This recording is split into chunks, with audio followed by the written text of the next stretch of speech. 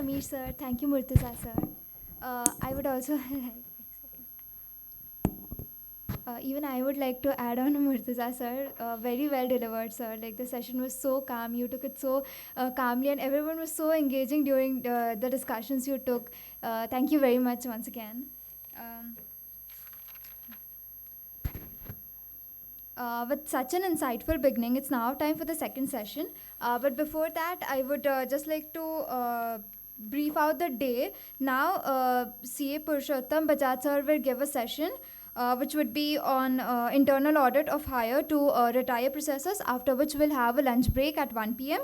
At 2 p.m., we'll have a panel discussion for which the moderator will be CA Murtaza Kachwala sir, which will take about 1.5 hours, after which we'll have a second panel discussion. The topic for the second one is next generation audit tools and technology in audit, after which we'll end the session. And one thing is that now the fourth panel discussion is about the reporting, communication, and stakeholder management. One more thing is that at the end of the session, there's some exciting surprise for all those who will be there till the end, and we'll end it till 5 p.m. Okay, so now our second session. Before that, I would like to call on dais CA Purushottam Bajaj sir as speaker for the second session, and CA Rajesh Agarwal sir also on the stage. With that, I would like to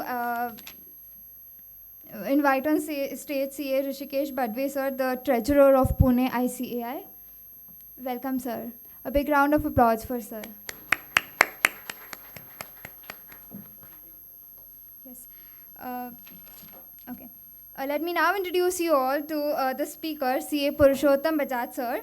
He is also a CS and a CIA, and carries a post-qualification experience of more than 15 years across internal audits, business process transformations, operations audit, compliance review, and allied risk advisory engagements.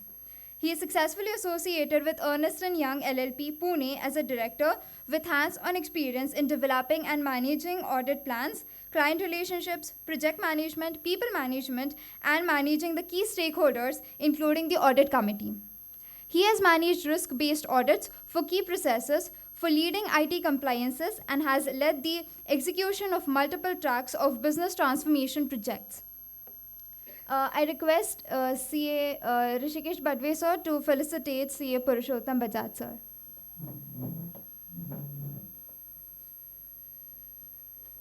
Big round of applause, please.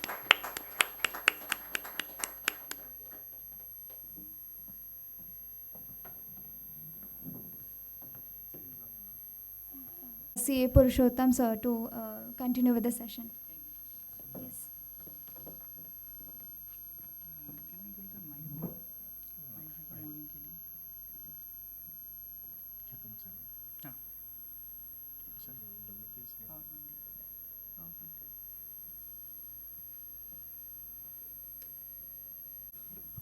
Good afternoon, everyone. Good afternoon. Okay, I think you guys are taking required breaks in this extended sessions. Okay, first of all, thanks to the managing committee of Pune branch of WIRC of ICAI and the Vikasa committee for giving me this honor to come here and share my knowledge on this subject. And thank you so much for the nice introduction as well. So we will get into directly to the I would say object of this session. And sir, do I have 60 minutes or do I still have 90 minutes, or 60 to 90, right? Is okay. Fine. So so today what we will cover is we will cover hire to retire process. Now if you see, the significance of this process is there for every company, because hire to retire is about the manpower, and there cannot be any company which exists without a manpower. So as an internal auditor, we will agree, all of you will agree that the relevance of this process is across any industry, but the relevance will be slightly more when we go to a human capital intensive industry, say like a professional services firm or a IT or ITS company, where their biggest asset is the manpower, right? So like Samir sir said in the previous session, right? If you are doing a risk assessment, say under 138 section where you are internal auditor, and when you do a risk assessment for ITS company, you will observe that this HR and payroll area or HR or exit management will come in your radar, because the spend which is there in the IT company on this manpower cost is always close to 60 to 70% of their total cost, right? And therefore it cannot be something which will go away from the, I would say, from the radar of an internal auditor. And same way, those people who are in charge of governance, whether you call them audit committee or you call them board of directors, they are also equally interested whether the underlying processes in this area, which plays a vital role in my financial statement, whether the processes are right, and am I exposed to any risk. So therefore, the importance of this process. So what we will cover is that, again, any subject of internal audit is very vast. You can talk about full day on this, or you can always summarize into a 60 to 90-minute session. So what we will try to do is, we will get into the details of hire to retire. So what are the components when we say hire to retire? It's actually a mega process. It has various subcomponents. So we will first understand what is the subcomponent when we talk about hire to retire, and we will get into the nitty-gritties of few of the subcomponents, so that I'm able to share some practical experience, some practical insight, whichever we have observed, which I have observed, doing this process across many clients, right? So we will talk about risk and controls under hire to retire, and we will also touch base on the regulatory requirement. So when we do a HR and payroll, there are a lot of regulatory compliances or the acts which come into picture. So we will just touch base on that, which are the applicable laws, and as an internal auditor, how do I fulfill my obligations when I cover that area, right? So with this background, we'll get started now. So hire to retire. So first, I would say sub process in hire to retire is recruitment process. So recruitment process is where the companies will plan the recruitment. So it actually start with your I would say annual operating plan or a business plan for the next financial year, and the companies will do a backward calculation and see that if this is my, say, vision for the next year, then what is my existing manpower, what is my attrition rate looking like, right? So how many people I will need in the next financial year to meet my business requirement, to achieve my business objective. So all that will be done in the recruitment planning section. And then to execute that recruitment plan, what companies will typically do is they will have, as we know, they will have various systems, process defined to execute the recruitment process. So there will be somebody who will raise a request, there will be somebody who will hunt the talent, and there will be someone else who will onboard that person in the company. So all of that sourcing, screening aspect, we will cover that in detail. That forms part of the recruitment process. The next process is training. Now training is, of course, is very, very important in any organization, because it is very important to always give opportunity of reskilling, upskilling your people, so that you are able to retain the talent. So a strong learning and development team or a L&D team in any company plays a very vital role to retain the talent. Otherwise, you can take the annual report of any company, especially the service industry IT company. You will see their attrition numbers are always into double digit, 20, 30, 35. Many of the time the reason is that, okay, people look for a challenging job. They want to learn something which is contemporary. For example, now everyone is talking about, say, artificial intelligence or data science. So if in the company I get a chance to explore this area, or learn this, implement this, then of course there is a benefit to the company as well, right? So that is a training part. So training we will not cover much in detail. The next one which we will cover in detail will be payroll. So payroll is the most crucial part of hire to retire process, because money is involved here. The actual disbursement of salary to the people will happen in this process. So we will cover payroll in detail, where we will talk about how the master records are maintained in the company, employee master records, what are the various systems which are available to track the attendance, to track the leave of the company, how they are then integrated to the payroll of the company, where actual payment will happen. So all those aspects around payroll we will cover here. The next is on the reward side. So typically what we cover in reward is the way company carries out the performance management of the people, right? So where what happens at the beginning is company will assign some goals to the individuals. They will assign some KPIs to those individuals, and there will be a system mechanism where you record those KPIs. Then the reporting manager will evaluate whether that person has met the criteria or no, and accordingly the ratings are given. And once those ratings are given, many times maybe there will be two rounds of I would say evaluation, one at mid of the year where you evaluate the people, and then a final rating at the end of the year, basis which the company will then decide the next step in terms of increments of those people, or in terms of the performance pay which they are eligible. So reward is one part as of hire to retire. And the last important segment is the exit management. What is the process within the company, to record the exits? What are the various formalities done before the employee leaves the company, and how is full and final settlement is done? So those aspects we will cover as part of the exit process. So as you can see here, these are 5 segments, but depending on the size of the company, you can actually do an audit where you cover all process as well, or the each and every process itself become an audit area depending on the size of the company. So for example, recruitment, if there is a company who is hiring say 500 people every month and say around 6,000 people in a year, then for that company you will have to carry recruitment as an audit area itself, where you will get into the recruitment strategy, the various sources of recruitment, the payouts to the vendor, referral. So that itself can become an area. Same will goes with the training or the reward function as well, because if the company is big enough, say talk about say TCS or any other big company where you have more than 3 lakh of people, your hiring is maybe 50-60,000 a year, then in those companies each of these component becomes itself an audit area, and you will have to do that in detail. But for a smaller size of company, you can club this area and carry out this as a one audit as a hire to retire. Okay. So with this, we will get into the first aspect, which is the recruitment part of it. So like I mentioned, recruitment begins with a requisition. So somebody in the company who is called as a hiring manager, he will raise a request that he require a person. And what happens next is that before it goes to recruitment team, now since this activity is more crucial, I would say the human capital part is more relevant for the say professional services companies. I will just take example of some ITES client. So what happens is whenever they raise a request, it doesn't directly go to the recruitment team. So there is in between a function called resource management group. So you can equate this resource management group to the stores department in a manufacturing company, right?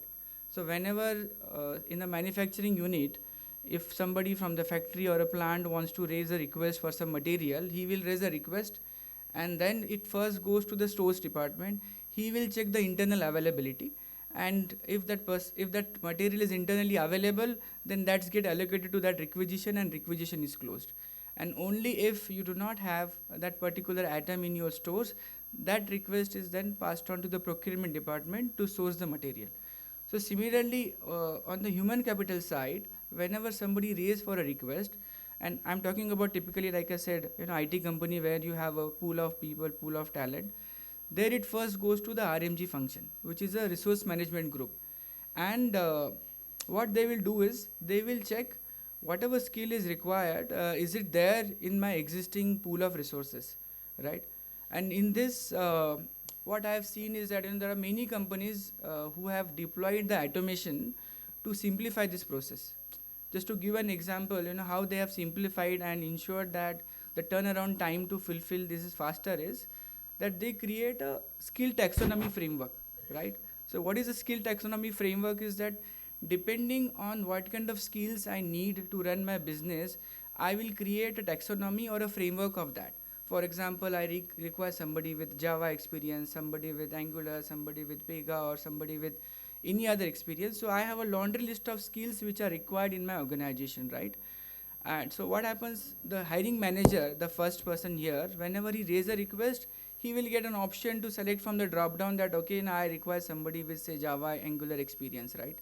At the same time, what also company does is for all my people in the company, I maintain the skill repository in the same skill taxonomy framework, right? So every person in the company is required to maintain the skill database of his own, Every time he finishes a project, every time he does something, he achieves something, he is expected to go and update that particular skill repository. So with this two side of coordination, what will happen is the moment somebody raises a request that I require somebody with this skill set, it comes to RMG team, and the system will give them the nearest match. There are automation involved here, where system will match the skill set and they will get an option that okay, this is the nearest match.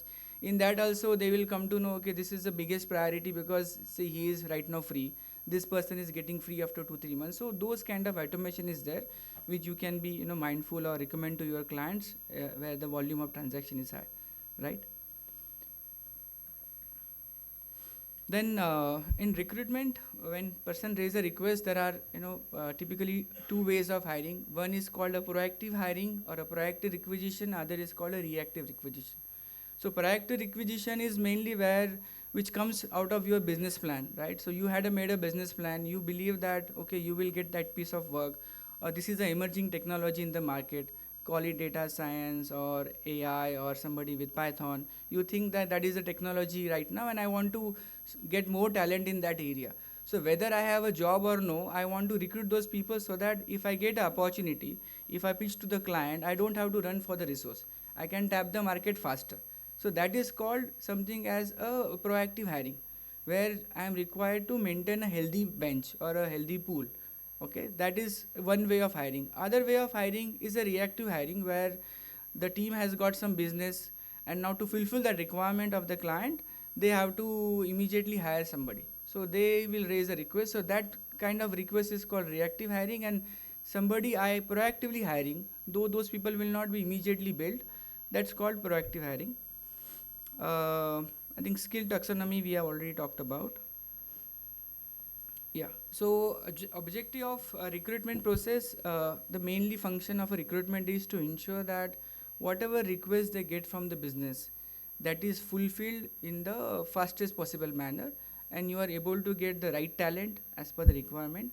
And third and important objective is that you are able to fit that person into the defined salary grid of the company, right? So there will be a salary band matrix which has to be followed by the company. The job of a recruitment function is to see that to what extent they are able to adhere that when they are fulfilling the requirement. Yeah. Okay, so on the recruitment, there are sub parts. One was the planning, which we discussed. A second is the request part, where somebody will raise a request, somebody will approve in the company, then it comes to RMG. Now, the third and important part, which we will slightly go and cover in detail, is the sourcing part, right? So, how is the sourcing happen? There are various channels through which recruitment team can source the people and fulfill the requirement. The various common platform is first is company's own career portal. So company will have a career portal where anybody who is interested, he looks at the profile. If he finds that he can be a suitable match, he will apply that. That is one. Second, and the most common and maybe more reliable source is the employee referral. A lot of companies nowadays give preference to the employee referral. The reason being that the person who is the candidate who is being referred is known by the employee, so they expect that okay, he will be a person of some caliber and some decent technical skill set, as well as the chances of retention of those people are higher, because if he is coming through employee referral, he knows somebody already in the company, and therefore a lot of efforts of attrition and rehiring, that all can be reduced if company adopts for employee referral. Then third, a popular source is the various job portals like LinkedIn or your Naukri, Monster. From there also companies can source the people. And the last is the recruitment agencies, where company will have a contract with the recruitment agencies, and they will send the profiles, and interviews will happen, and the people get selected. So from internal audit point of view, what are the various controls which we all should expect when we are doing audit of this area is impartial process. So first and foremost, what we mean by impartial process is that if the company or the recruitment manager decides to source this requirement, say from vendor, it should be ensured that the requirement is sent to all or the multiple vendor at the same time. So it should not be I would say favoritism, where he is sending a requirement only to a particular vendor, so that that vendor gets a better chance of candidate selection, etc., and in turn gets the referral payout, etc. So this area we can, of course, very difficult to cover at a population level, because you may not get a report in that fashion that how many vendors got this requisition. So typically we do it on the basis of sample. You pick a few samples of a requisition and see that whether it was sent to multiple vendors at the same time, right? uh, Second important control which is there in the application tracking system which is used by the company, it's properly called as a ATS. So companies who are hiring or who have a lot of headcount, they will have an application tracking system where they will float the requirements. They will maintain all the CV database. The interview will get scheduled. The offer will be rolled out. So this entire system is called the ATS, or application tracking system. So what is expected here as a automation control, so that there are no compromise in the process, is that whoever is the source, for example, if somebody is applying from a career portal, that profile should get automatically recorded with source as a career portal, and nobody should have access to edit that. And that, as an auditor, we can cover as a part of system walkthrough and see that, okay, you have this source as captured, say career portal or employee referral. Somebody within the recruitment function, can he edit or can he change the source? So that is a very critical control which we will see, that source is automatically captured with its date also, because there is a significance to the validity also, which is the next point, right? So when it comes to sourcing, as we said, there are multiple channels. So you may have an employee who has referred the person, or you may have a vendor who has also referred the same person. So what is important in the company is to have a duplication control, so that there is no dispute later on as to who owns this candidate. So there are system-based control which I have seen at the client, where the duplication control can be through the email ID and the date of birth. So that combination can give you a duplication control, so that the same profile don't get recorded again, right? Or other combination can be a PAN number, which is a unique number. So that's how companies deploy a duplication control, so that there are no duplicate profiles, there are no disputes, and at the same time you come to know what is the original source of the requirement, right? Yeah, so this is on the sourcing part of it. Now next comes, now what has happened is you have sourced the person, you have contacted different sourcing channels, and now you have the profile. What happens next in the process is the screening and select. But before that, just quick summary. I think this is the sequence in which typically company would like to hire people. First company portal, then employee referral, then job portal, and at the end the vendor, because vendor is typically most expensive. They may charge anything between 9 to 10% of the annual CTC to 15-20%, depending on the grade for which you are hiring. If it's a higher leadership position, etc., the percentage will go up.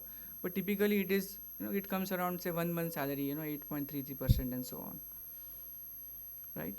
So moving to the next aspect of recruitment, which is screening and selection. So what is required here is that company will have a policy that anybody cannot become part of the company like that, right? You will have an interview process.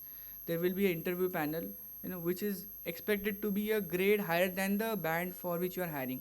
For example, suppose a company has say a grade A, B, C, D, and A being the senior most position, and B, C, D are of course the junior position. Then if you are hiring somebody say for a B grade, then ideally speaking, somebody with a C grade should not be interviewed the B grade guy. So that process, whether it exists or no, is something we can cover when we get the data. Of course, you can get the grades of the people who is interviewing it, and the grades of the person who got hired. After his hiring, you will come to know the grade as well. So we have to see that it is all done by the requisite people. Minimum rounds of interviews are done. Company will have a policy around it. Then the feedback form, it should be there in the system before any offer is rolled out. And on the offer, what is important to verify is that how much of the offers are within the salary grid defined by the company. So there will be a salary grid, like I said. It may have various components. It can be just simply the grade, or it can also have say what are the various skill, because depending on the skill of a function, skill of a particular department, or the designation of a person, you may have to offer them a different salary. So recruitment team typically has this bandwidth, say salary band, and we will see that whether all the fitments have happened within that or no. Or we will try to see a general trend, right? If at least 60% of my offer are within the band, then it's okay. But if you see that okay 90% of my offers are beyond my salary grade, that means there is some problem. Either there is a problem with the recruitment team that they are always offering more than the band, or the band itself is no more relevant now because maybe it is not at par with the industry and you are creating exception every transaction. So that is something we can all be watchful when we are doing this kind of analysis, right? The next important process in recruitment, which may exist in some company, which may not exist also depending on the size, is a background verification. So what is background verification? Is that whoever you are hiring as a candidate or as an employee, you want to check that whether that person is actually possessing those qualification degrees what he has claimed, or does he really has done job at those previous employer whatever he has claimed. So how does company achieve that is, one, they can have their internal process where they can check this aspect say through various channels. Like for example, I know some company who verifies the previous experience of the person even before releasing the offer, maybe using their UAN, right? UAN is that unique number which you get from the EPFO office, from the Provident Fund office. So from there, as an employer, sometime you may have access to see that okay, he has claimed that he has worked say 2 years at Tech Mahindra, 4 years as KPIT and whatever. You can actually go and check before releasing the offer whether what appearing on the say UAN website or a PF portal, is it matching with his profile in the CV. If there is a mismatch, then those offers may not be rolled out because there is an integrity issue with the person, right? So one is the internal process, but what is more common is through an external agency. So there are a lot of background verification agency who are specialized into this area, and then company will appoint them. So how this process work is that of course this is initiated once the offer is accepted. Then all the requisite documents in terms of educational certificates, their PAN, their Aadhaar, their previous employer experience letter, etc., they are all collected as part of onboarding from the candidate, and then they are handed over to the background verification agency. They start their analysis. So these are the agency who will have access to say, a lot of government portals. They can check the records, check the history. So that's how they carry out their work. And even they do contact the universities and the institutes to verify the degrees, right? And then basis those actual confirmation, they gives the assurance to the company that this person actually holds the degree whatever he is claiming, right? And then once they are done, sometimes this process take time, so they may issue an interim report or they may issue a final report. Now the final report part is very important. So final report can be into 3 categories. So either that person can have say a green report, that means he meet all the criteria, whatever is mentioned in the CV is actually right. That is one. So that is a good case, nothing to worry about it. A second rating which can come in the background verification is the amber report. So amber is neither a green, neither red, but something in between, like a gray area. So just to give an example, suppose somebody has said that I have worked in a company, but he is not able to say produce the payslip. Maybe that company did not allow him to take the access of the payslip, or he is not able to produce the experience letter. So that aspect is not there. But what he has as an alternate record is he has a bank statement where he can show that okay, this company paid me salary, I was working there for 6 months, and you can cross check with this data. So in this case where there is no clear fact but there are some supporting facts which are available, what companies do is that they have something called as a background verification review committee, okay, which will comprise of somebody as a head of HR, somebody from the business. They come together as a a collective brain, and they analyze the case and they then make an informed decision whether you can convert that amber case into green, or this is not maybe up to the mark. So they may take a action which can include not accepting that person, or if is already there in the system, then even the company will terminate those people. So if you observe some companies offer letter, they many times clearly mention that your hiring is subject to successful background verification. So if your background verification is green, then your employment is confirmed and you will continue. But the moment you get your background verification as negative, then company has every right to terminate the employment. So therefore this BGV is very important. And the red cases are generally a clearly no-no. That means somebody who has faked his degree, his qualification, or his previous employer. So there is definitely an integrity issue. So generally in those cases, those people are asked to go. And as an auditor, what we are supposed to see is that how is company handling this BGV process? Do they have a process defined? Are they tracking the status of all BGV? All people joining the company before BGV report, or they have a process where first BGV and then onboarding, and special focus on how are they handling the amber and red cases and how fast they are taking action. Because many times what happens, because of the business need, exigency, BGV's report has not come, but the company has already deployed the person on the client project. Now it will be a very embarrassing situation for the company to take off that person from the client project. So we have to see that, okay, how these cases are handled, I would say in a reasonable manner, right? So yeah, this is the component we discussed. What BGV covers is the identity, address, qualification, and the previous employer check. Yeah.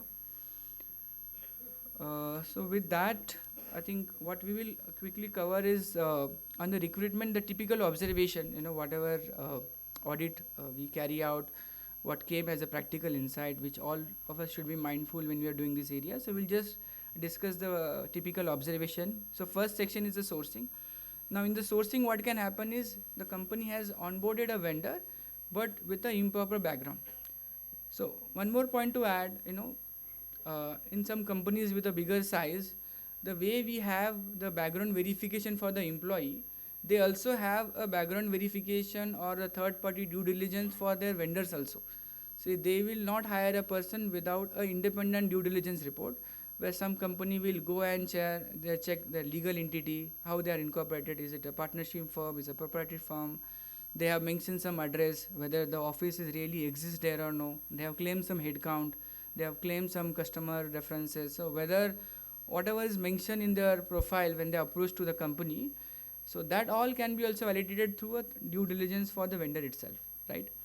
So here to share an example, when I was doing a audit for a client, we saw that there is a particular vendor who is getting more business. So there are many vendors who are impaneled, but a particular vendor is getting more business. So we just wanted to see in detail, okay, is there any an anomaly in the particular transaction? So when we get into more details, so what we did is, we got the GST certificate of the vendor, and you can even verify the GST details on the public domain as well. So when we saw that, first point was the address of the office was actually residential address, some flat number 2, this apartment, etc. So it was actually a home operated office. Then second thing is, when we get into the details of it, of course it was just a one man company, right? There was no employee in the company to support it. And in their GST return, when they mention what are the services, so apart from the recruitment, it will surprise you, what was mentioned there was some office toiletries and stationery, that also was mentioned, which is not expected for a recruitment agency, right? If somebody is a recruitment agency, their focus will be getting the talent from the market and fulfilling the requirement, right? So therefore this background check is very important. And I think when we do the audit, we can do it to some extent, right? We can get into the LinkedIn profile of that vendor, we can find out who is the owner of that company. We can also try to see whether there is a conflict of interest between the owner of the company and some key person from the client, right? Maybe a procurement person or HR person. So some diligence needs to be exercised when we do the audit.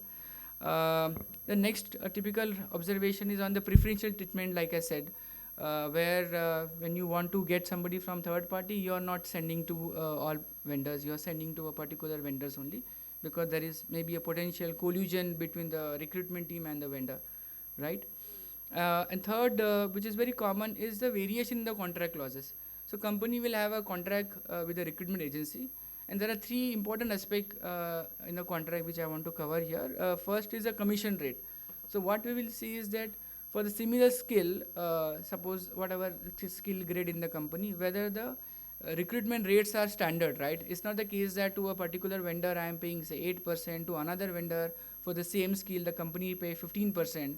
And when you study the share of business, you will see that where the rate is high, the share of business is more, whereas company could have gone to another vendor. So that is something we need to be watchful as to, okay, whether there is a standard contract across the vendor, there is no undue preference in terms of rate to a particular vendor, right?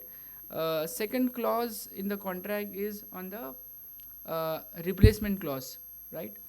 So replacement clause meaning what is that when the company source it, say from the vendor, they give a assurance that this person will stay with the company, say at least for 3 months or 6 months, right?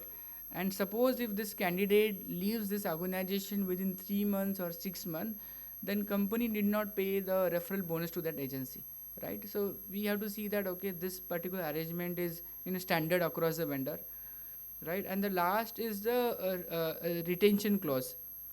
The retention clause typically means what is the validity of the referral. For example, if a company has given the profile say in the month of January, okay, and if company hire that person, they do not hire in the month of January, but they hire that candidate say in the month of April. Now the question would be that whether this candidate has come because of the influence of the vendor, or the company recruitment team has found that candidate directly from the market. So to avoid that ambiguity, what typically happens is that there will be a retention clause in the contract of the vendor, where vendor and company agree that once you share a profile, you will have a validity of that profile for say 5 months or 6 months. So if you hire that person within that 6 months, you will have to pay the commission to the agency, right? So that was on the sourcing part. I think screening we did discuss, lower grade panelist, somebody junior taking interview for a higher position. Many cases you will see that interview assessment records are not kept on record. Then duplicate source, you see a mismatch in the source. So typically, companies recruitment team, they will have their own records where they will maintain that okay, this is the actual source of that person, right? Maybe a employee referral or a vendor or career portal, whatever it is. But when you look at the system record, you may find that okay, in the system it is showing say Naukri portal, but there is a payment happening to the employee. So you have to see that okay, all records are aligned or no. So whatever source mentioned in the system, whatever source which is tracked for the financial payout, whether all of these are aligned or no is something we have to always check when we are doing this.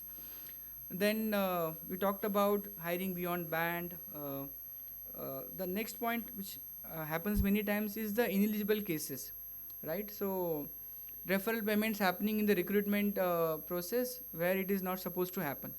So company in this case, how this non-compliance happen is that company have a policy that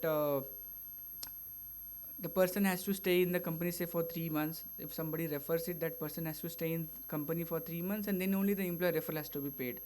And when the payment is happening, neither the person who has referred, he should not also be on the notice period, or the candidate who has been hired, he should also not be on the notice period. So a lot of criterias are given. Many times it is given in the policy that say people from HR function, talent function, they are not eligible for referral bonus because this is their daily activity and they need not get an extra bonus for performing their routine activity. Or if somebody is joining my team, right, if I am the HOD of the function, if I am the one who is taking the interview of that person, then ideally speaking, or if I am the referral, then I cannot take the commission for those cases. So when we perform this audit, what is important is first look at the policy, see whether policy has all the standard clauses and the parameters clearly defined, right? You can always do a benchmarking with other companies and then look at the compliance to the policy, right?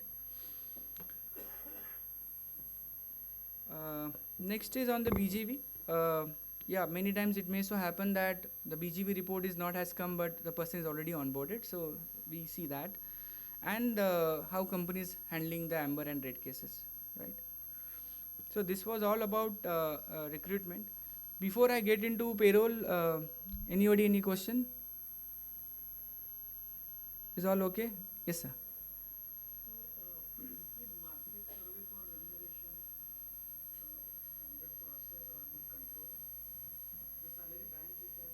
Yes. Market survey, I think companies do that. Maybe not very often, but depending on what information they get, say from the employee or their attrition, they do a market survey with what is the salary of the similar grade in the competitive world.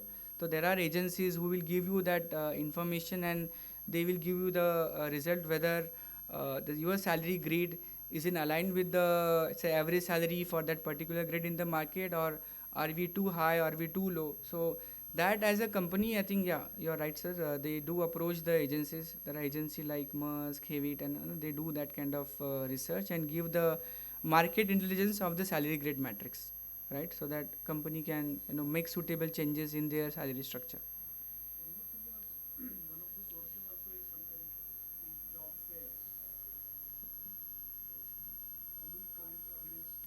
Job fairs, exam like campus. You mean to say campus rounds?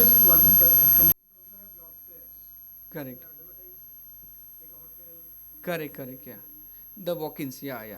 So yeah, yeah, that also I think yeah, that also do happen, and that also needs to be captured as a source. So yeah, there are campus, there are walk-ins which are arranged, and there also all the data in terms of who took the interviews, whether all evaluation criteria are met.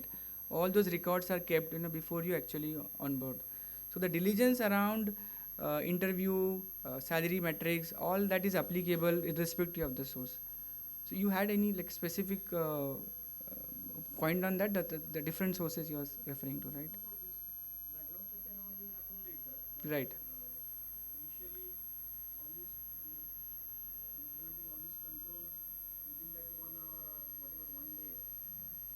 Correct. Is important on the ground. Yeah, yeah. So then you need to have an interview panel. Who is already say nominated by the business. Those panels should be there. The round should happen. The interview record should be kept. Right. So anything you do with the hiring, there has to be traceable record that all the policies, procedure of the companies were duly followed, irrespective of the source of hiring. So that is important. Yeah. Yes. No, it's actually not publicly available, and I hope that it doesn't become viral and UN, UPFO don't stop it. But when the companies, because they also are registered as an employer, so they may have access to that, okay, as an employer. But like you and me, we are say I'm a PF account holder. I cannot check the profile of anyone and see that okay where he has worked. So it is a limited access which is available to the employer only, not to the employee, right? But again, this is, I will just say off the record, this is not so official source as such, but there are people who are very enthusiastic. They find their own ways. So this is something somebody found on the website, right? And that's how he is making use of it. Now I have heard a company where they are planning to do a tie-up with somebody who holds the say 26 AS records. Okay, I think there is some company who holds the 26 AS records, the repository of that. So instead of a background verification agency, I will approach to that agency and I will just share this experience letters with that agency. And that agency has a record of say whatever 4 or 5 years of 26 AS. And they will confirm, okay, if he's saying that he's worked in say Accenture for 6 months or Tech Mahindra for 10 years, they can check with that. So there are data which are available, but yeah, these are all some new emerging things which are happening. But yeah, this is something somebody is doing out of the box. Yeah, right. Yes, sir.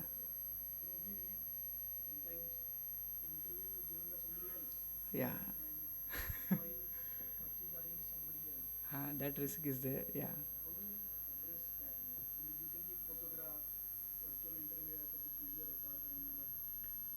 But yeah, I think yeah, that do happen. But again, typically, what will happen is that those who are taking interview, maybe that interview person and they will interact sometime, right? So those who are taking interview, so I know it's not the case always that who is taking the interviewer, that person is going to report to him or no, right? That is always there. But I think what companies therefore do is that they ensure that interviews happen either face to face or video calling, right? So that you can actually see the person, because many times, especially in those pandemic time, you really don't know whom you have interviewed.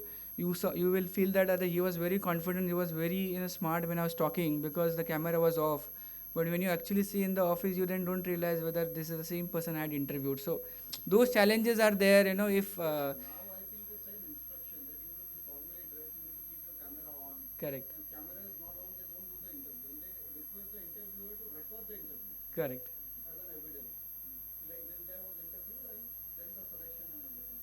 Correct.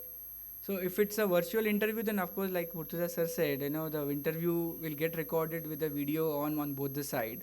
And in face to face, of course, you know the actual person who has visited for the interview, and then of course there will be some pre-onboarding documents you will collect in terms of their Aadhaar and PAN. So you know actually who have interviewed, and then you can cross check with the person who actually joined. Yeah. I'll take 1 minute. Yes, sir. Now, so I think he touched an interesting subject. And as I walked in, see, again, we need to add value as an internal auditor. If you just go and put green ticks and then give a report, then those days are gone. Okay. Even if you are doing statutory audit, tax audit, you will have to add value. And like he mentioned, databases are available. See, any organization, since he is on HR and payroll, does any organization would like an employee to have his own business parallelly running? हाँ या नहीं? नहीं बोल रहे. Very good. How do you check that employee whether he has got a separate business or not? How do you check that? Do you check that while doing the internal audit of procurement or of payroll?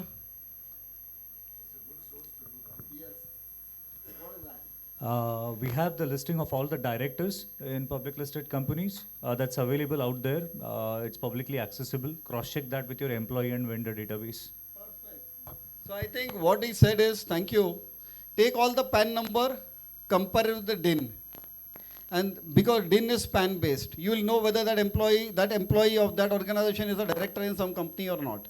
Similarly, pick up the PAN number, map it with the GSTN database.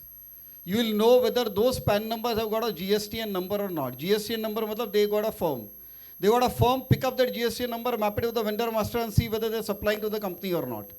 Similarly, DIN ke andar, just like if I know that he is a director, then whether who are the other directors, pick up their DIN numbers, again check the GST number, check into the vendor master and you can do it. Now here, I don't know whether he is covered or not, but when you talk about deductions, PF, PT, etc. PF, whether it is deposited in the employee's name or not by the employer is very difficult and we wanted to check that. Tax audit mein we see कि इतना महीने का deduction है, इतना payment है ये वो. If your company which you are auditing, they are an employer and they have people on contract labor, the contractor needs to pay the PF, ESIC, etc. And you become the principal employer.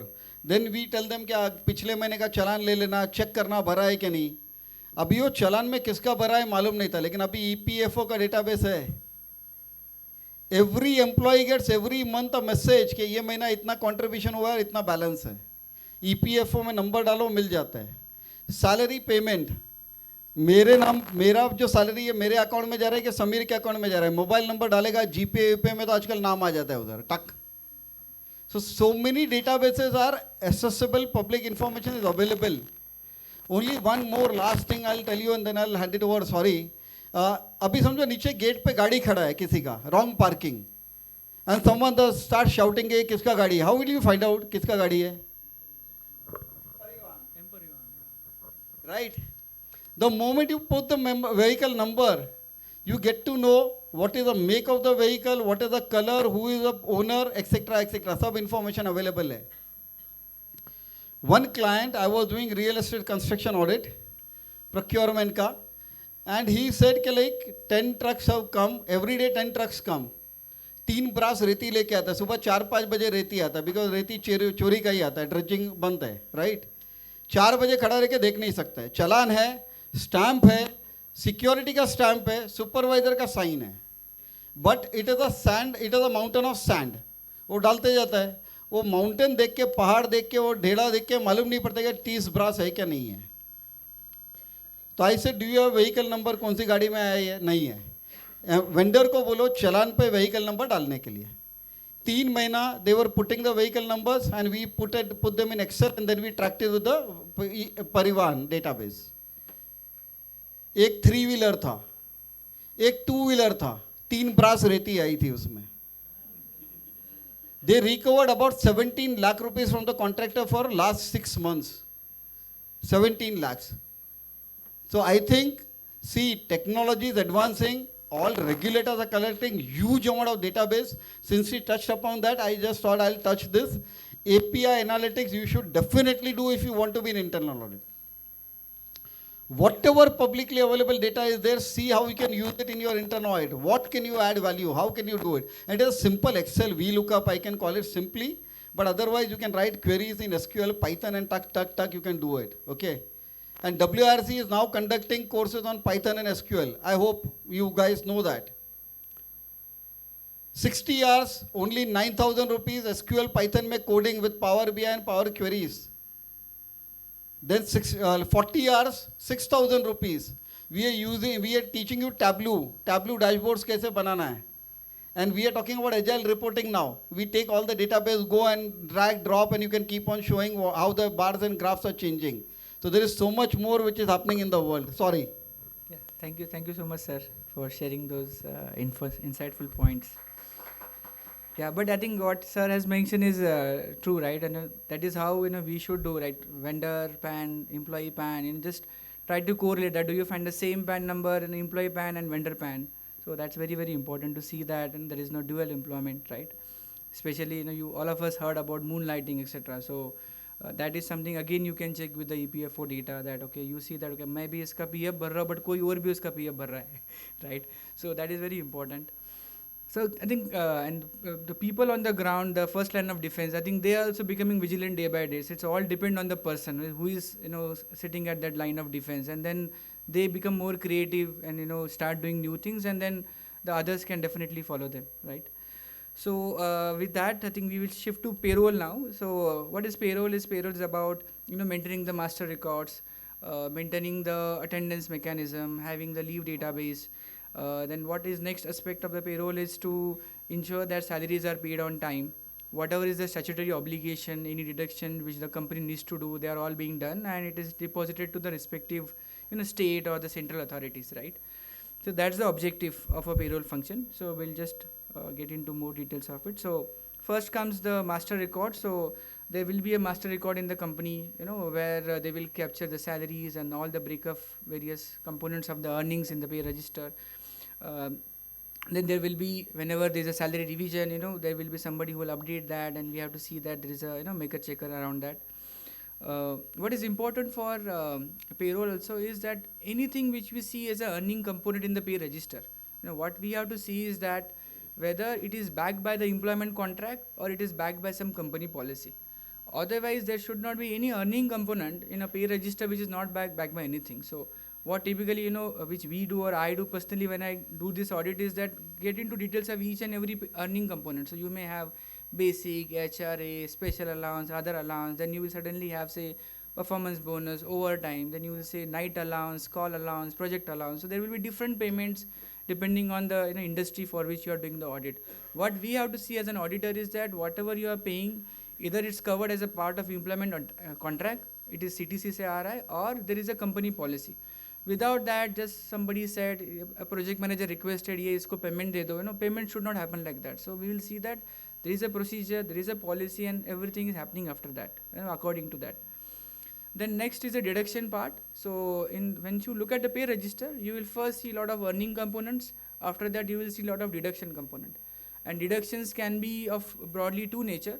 It can be a statutory deductions like your provident fund, professional tax, or ESIC if it is applicable, or labor welfare fund if it is applicable. Or it can be some other deduction as well, such as say they are using some company facility, canteen, transportation. There may be deduction on account of that, or it can be also for loan recoveries and so on. The next is the disbursement part. That means after you process the salary, then you disburse it to the employee, and you will account that into your books of account. So we will look at the overall reconciliation. What is the aggregate of pay register in terms of my various salary component. When I look at my financial ledger, whether those JVs are matching with the broader total numbers. And then third is the actual most important is my bank disbursement, right? How much money has actually gone from the bank account, and what is the employee-wise breakup of that, and whether that bank account of the employee is matching with my original employee-wise bank account master, right? We must have heard a lot of a few of the frauds around employee bank account. People will just change the employee bank account, and it may go to some other salary account. So when we do the audit, the special focus has to be, okay, how is the employee bank account is updated? Is it the employee himself is updating it? Once he update that, can somebody edit it? if somebody is editing it, is it sending the right notification to say C&B head or a compensation head or employee that your bank account is changed, right? For example, like we guys get a constant messages when you access your bank account, you have accessed it, you have changed the OTP, have you changed the OTP, so on and so forth. Same way for the bank account also, companies deploy this kind of systems where a strict control is maintained on the bank account. Then the last part is the remittance, okay, where you pay to the respective authorities and you account that. So these are the broad objectives and the payroll. Now we will just get into a little bit specific around how all of this is achieved. So for attendance monitoring, there can be various different mechanisms in various companies, and as an auditor, we have to perform a detailed walkthrough and see that, okay, how those processes are defined, what are the controls in that, and what can go wrong. So the first thing can be in attendance can be captured through either an access card or through a biometric device. So biometric can be your finger, your eyes, your face, it can be anything.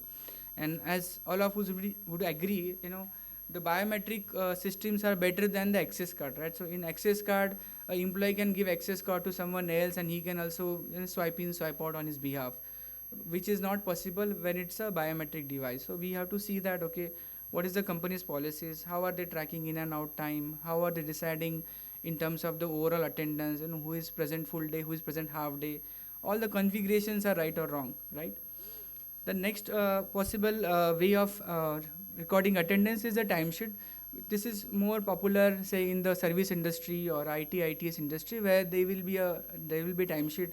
They will be assigned to the project. They will record on that particular project, and accordingly, you will get their data, which you can use as a attendance. And the last, which is maybe not so common, maybe is a manual recording where somebody by hand make his daily in and out, and then some payroll in charge will make a monthly summary of the attendance and the payment is happening. So the manual recording is not so often these days, but yeah, the timesheet biometric is very popular, and we have to see that how these systems are strong, how exceptions are tracked, and how the corrective action is happening for exception. If somebody say work only for 3 hours in a day, he came at 10 o'clock, he left at 1 o'clock, is something happening in the system or it is all getting ignored, right? So that is something we will see that has the company defined process for it, right? So this was on the attendance part.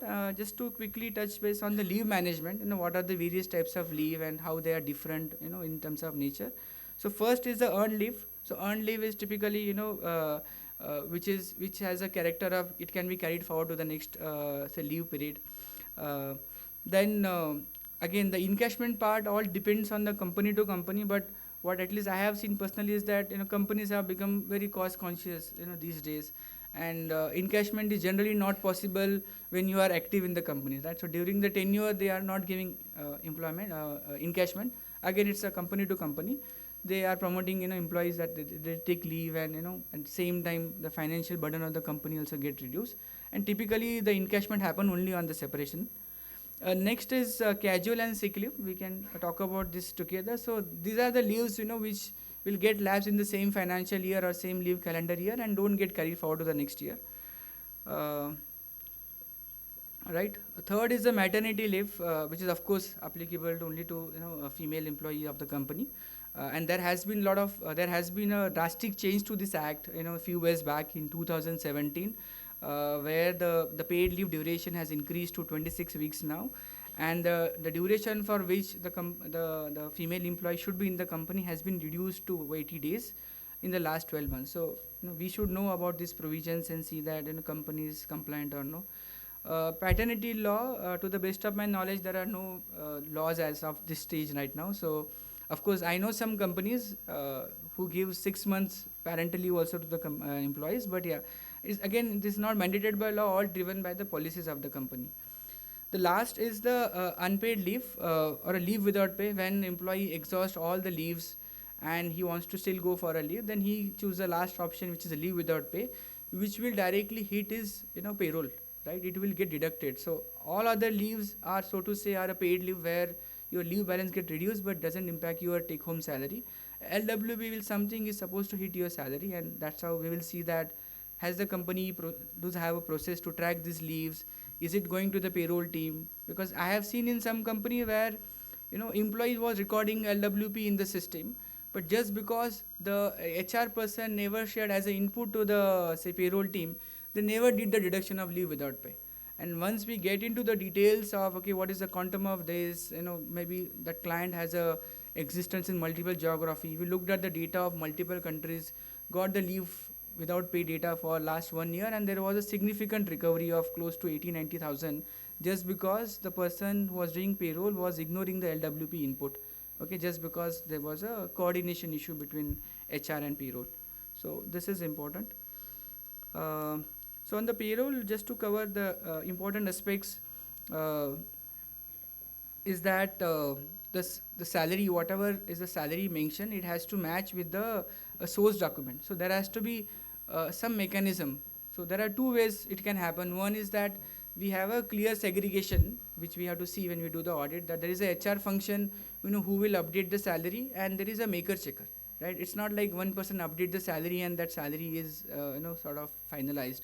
So somebody has to update it, somebody has to review that with the source document, and then only it should be used for the payroll processing. So we will see that, okay, that process exists or no. Then needless to say that the payroll information or CTC record, they should be maintained confidential to the extent possible, and the access should be given to the very limited people, which matches with their roles and the responsibilities. So when we do the area, we will get from the client, okay, give me the access right of your CTC data or a pay register, and see that who has a view access, who have the edit access, and if there is a scope for optimization of the audience or the user of the data, we should definitely recommend that. Then we talked about loss of pay competition and so on and so forth. On the deduction part, like I said, there are various deduction, provident fund, professional tax. We have to see that. So here I think the analytics comes into play. We should perform analysis to see that, okay, whether PF is deducted for all the person. Is the PF deduction percentage 12%, or if he has a VPF, then the amount may be high. But we can look at, okay, the amount is right, the coverage is complete, right?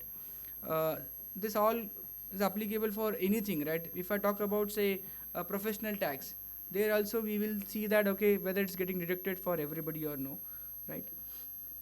And there are some exceptions. If somebody is specially enabled, etc., then these are exceptions to the PT, right? So I'll just go a little fast because I got a piece of paper to wrap up in 10-15 minutes. But but still I will cover the important aspects. So we'll jump to the typical observation. I think these are all we discussed. I will just jump to the important part of this. So some bit of local legislation we talked about. EPF is there. It should be deducted from the salary, and there is an employer and employee contribution both. Then next is professional tax we talked about. It's typically 2,500, which deducted every month. The professional tax is a state obligation, and the EPF is a central obligation.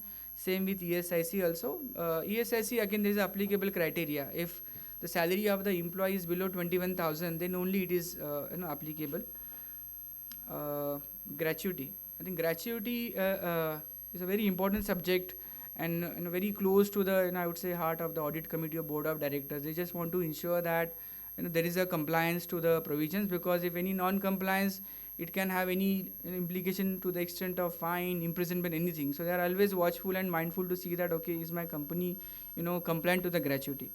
But what happens in various companies, gratuity, what mistake they do is that they link the gratuity to the full and final settlement of the people, and the full and final depends on the clearance by various departments. That may take its own sweet time, but by that time you will miss the deadline of gratuity to be paid within 30 days, right? So what we see in some companies that, because anyway things like gratuity, provident fund, you cannot attach, you cannot recover any money from these dues, which are the rights of the employees. So generally this process needs to be detached. You have to give the gratuity within 30 days, whether his full and final his other clearance are done or no, unless he has done some embezzlement of cash, he has caused some damage to the property. These are the only scenarios you can attach the gratuity as per the act and as per a lot of Supreme Court case laws, etc., right? The last is on the income tax.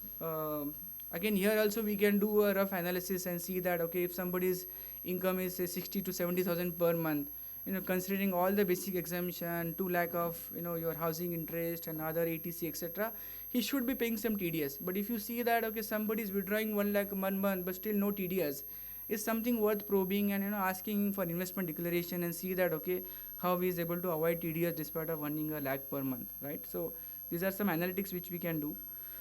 So typical observations in payroll which we can come across and which should be mindful when you are performing duties as an internal auditor is a fictitious employee.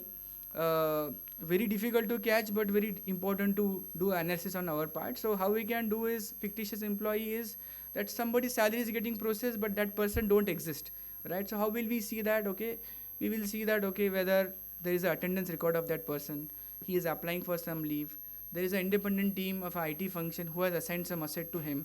So if you find some corroborative evidence which will give you confidence that okay, these are the other records apart from the payroll, so you can get a reasonable assurance that that person exists.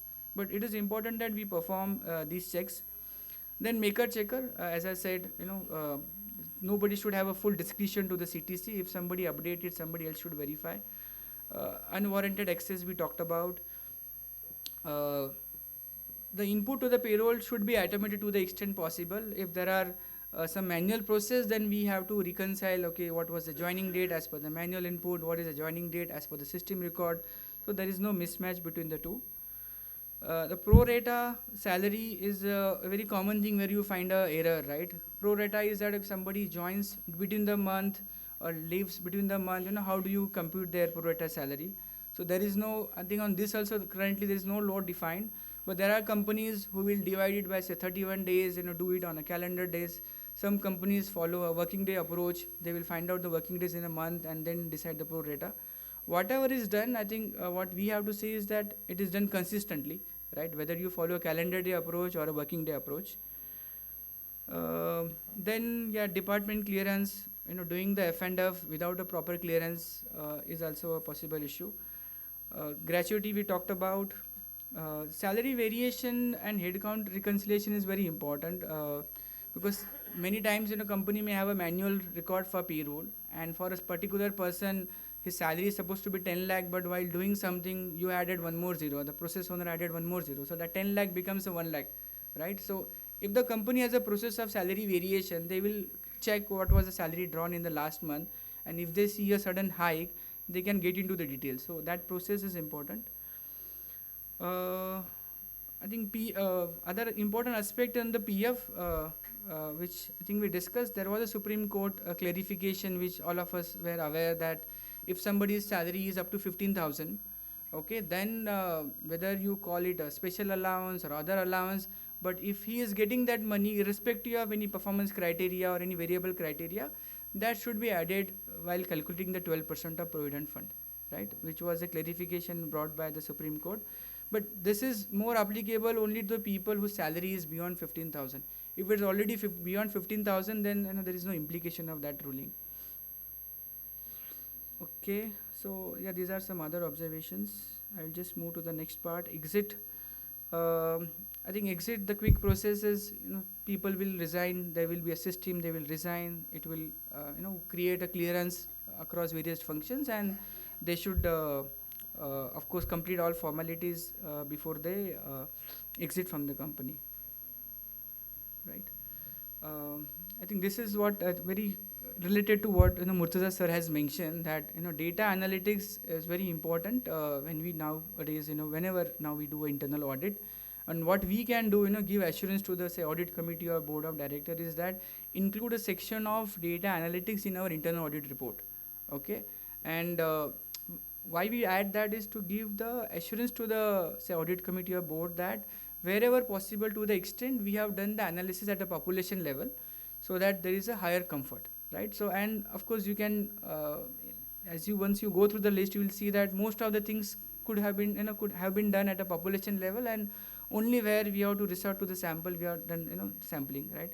So first is reconciliation, headcount as per salary register, employee master. You just see that all the people which are there in the pay register are also in the HR data, because many times what happens, these database are different. So you have a different system for HR master and you have a different system for your payroll processing, and those systems do not talk to each other.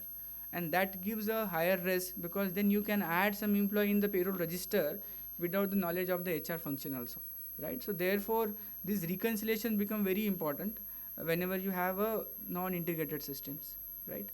Then CTC versus salary register, then the JV part I have talked about, all of this can be done at a 100% level, right? But yeah, attendance-based recovery is a complicated process. We have to deal with the voluminous data, remove all the exceptions. Exception can be you may not have attendance, but he was on travel or he was on duty. You have to incorporate all these exceptions and then decide what is the actual attendance-based recovery. So that is something you can do on a sample basis. Gratuity is something you can of course check on 100% basis. So these are the things which we can add to give a higher assurance, right? Then now just to share few examples of fraud risks. Most of it we might have covered, but it's something good to know for us so that we are more vigilant when we do this audit. Candidate with fraudulent CV, false academic credentials, which we can control or arrest through a background verification. Fraudulent offer letters issued by a person posing as an employee, and this has happened many times. I will show you the lot of fraud news around it. Then fictitious approval. Somebody in the company has colluded with the staffing agency and given a fictitious offer, but those offers were not valid, and in turn they get some money from the candidate. That's how they commit those frauds. The next one is very important and difficult to catch, is that something has come as a walk-in or as a say profile through a job portal, but recruiter still showing it has come from a vendor or an employee. Now how you can really catch this is look at the trend, right? How many are for a particular vendor. If you find too many people with a same agency, then you get into the combination of agency and the recruiter. You see that this recruiter is prominently working only with this agency. So those are the some fraud indicators which we should be vigilant when we are doing this area. Then external fraud is a very similar thing. Payroll, more or less what we discuss, unauthorized access, segregation of duty is not there and people are able to make unauthorized changes, or they are able to circumvent the system. The collusion between the various functions, that also is a possible risk.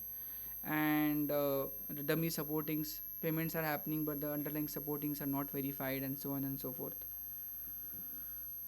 These are some examples where the fraud has happened in this area. One of this is very recent one, right?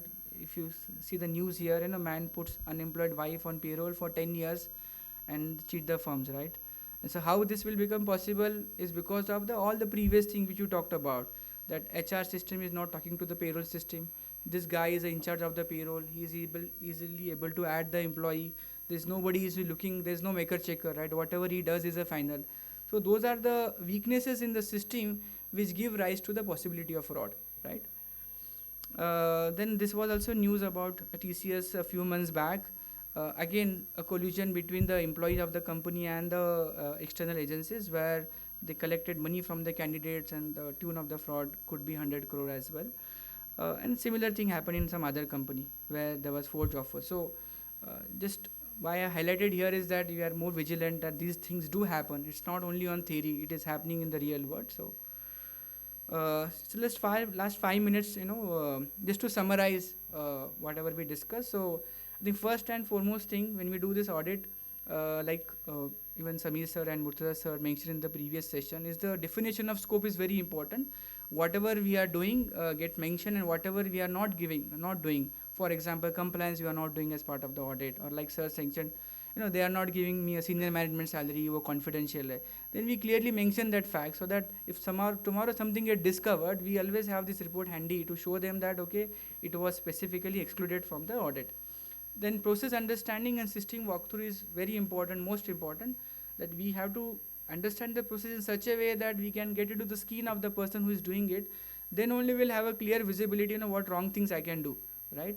And for the people who are charge of governance, they are more concerned about the design gap rather than operating effectiveness. Because in the operating effectiveness, I am able to quantify 1 lakh ka loss hua hai, 2 lakh ka loss hua hai. But something is a design deficiency, then I don't know what is the quantum of that mistake, and it can lead to a very big risk. So always the focus is to fix the design gap, in relation to what we see as a risk in the operating effectiveness.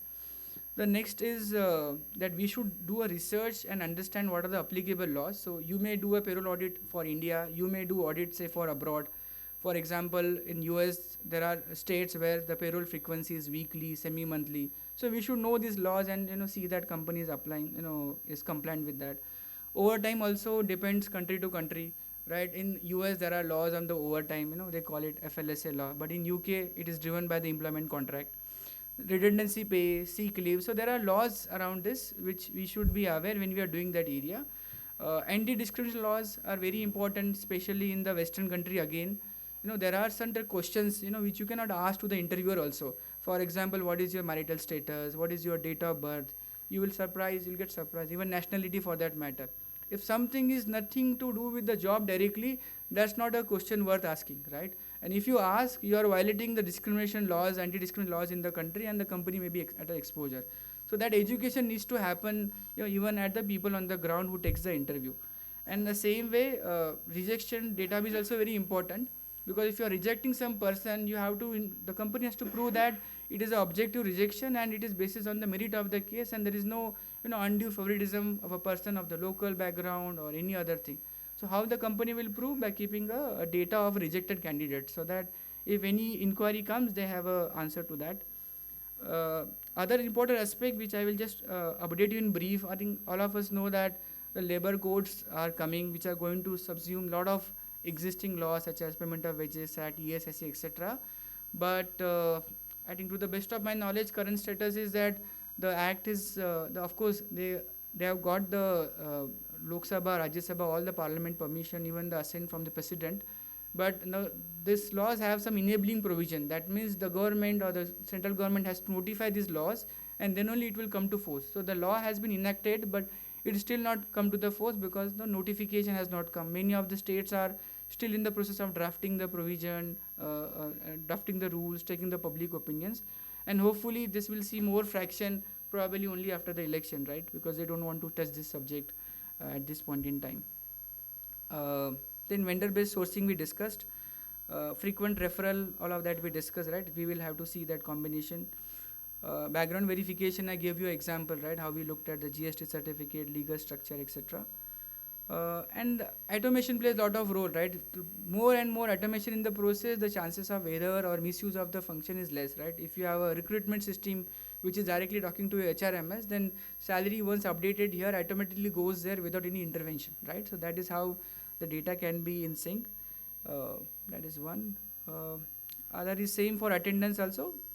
If there is an integration of the data, then there is no mismatch around what, suppose somebody is applying leave in the timesheet but not applied in the leave management system. So you don't know what is source of truth. So the base thing is that both systems talk to each other so that there is no deviation with respect to data.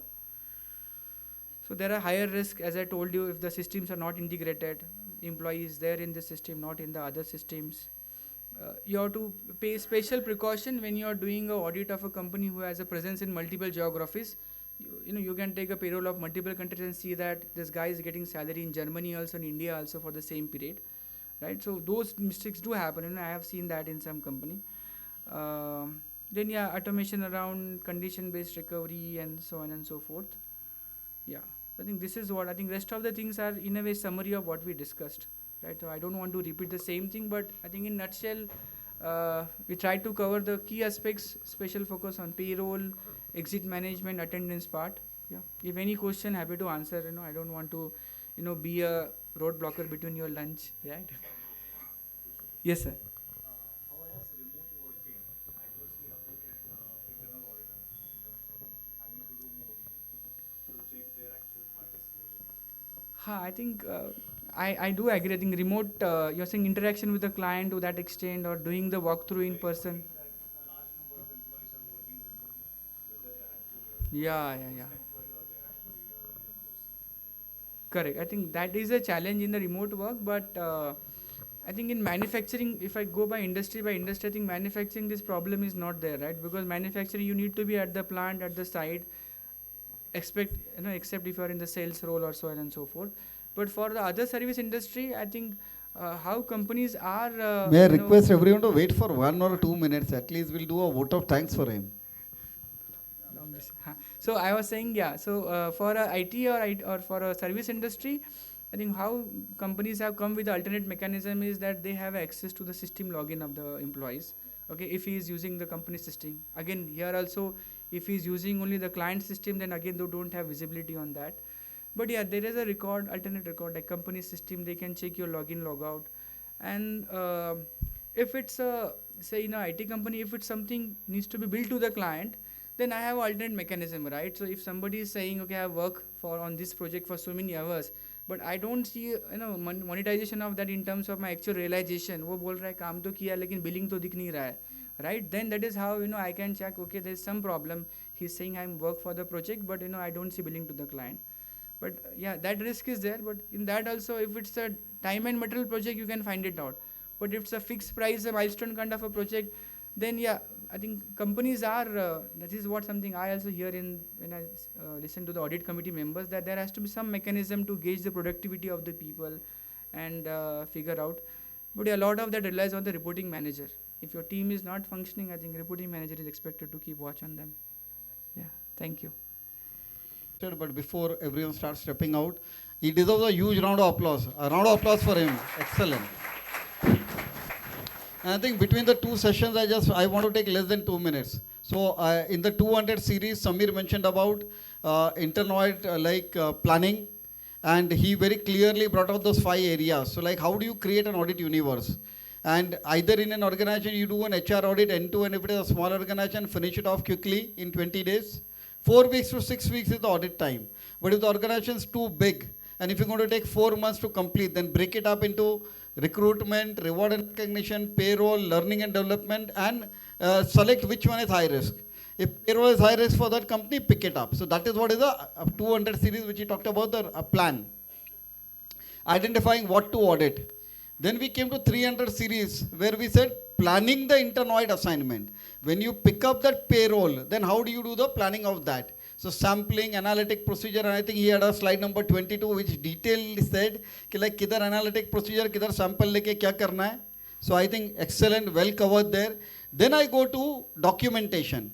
Now anything that you take, the whole payroll record that you take, the whole policies of the organization, the act, the gratuity act, etc., that everything is documentation, which Samir covered the standard. Now evidence. I think he mentioned about leave without pay. If that leave without pay did not get deducted, that is your observation, then all those relevant pieces, ke kidhar information tha, why it was not going, how salary was processing, that you will have to keep it as way of evidence, because you will have to prove. And Samir really mentioned well कि इंटरनॉइड report जाने के पहले इतना लड़ाई हो जाता है कि हमारा इंटरनल कंट्रोल मैकेनिज्म उधर ही है, वो देख लेते कि हाँ जो डाल रहे हो सही है क्या नहीं है. फिर भी सम पीपल में भी लाइक डफर्स, दिल से जो डालते डालने थे, बाद में ऑडिट कमेटी में इसका क्लास लगाता हूँ, तो वैसा कोई निकल गया क्लाइंट तो लफड़ा होएगा. तो उससे अच्छा बेटर है कि we check, we ensure that everything is there.